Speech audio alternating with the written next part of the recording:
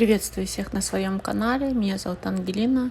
Существуют приметы на чихание. Чихать для человека, оказывается, не всегда означает признак небольшой простуды. Существуют приметы на чихание, которые нам поведали все наши предки. Даже день недели, в который тебе повезло чихнуть, имеет свое определенное толкование. Начнем.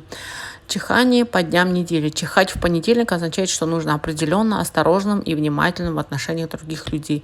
Не поддаваться провокации.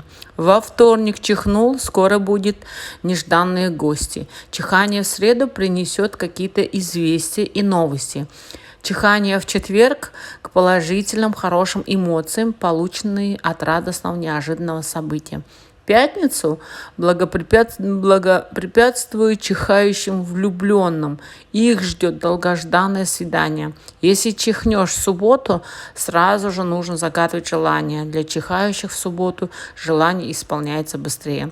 А в воскресенье чихнуть к деньгам, к скорой финансовой прибыли. Англичане верили, кто чихает в воскресенье с утра на голодный желудок, непременно получит подарок или какой-нибудь сюрприз на следующей неделе. Все чихания относятся к естественным чиханиям. Если кто-то болеет или чихание вызывает искусственным образом, такие чихания не оправдывают своих примет. Желаю всем здоровья.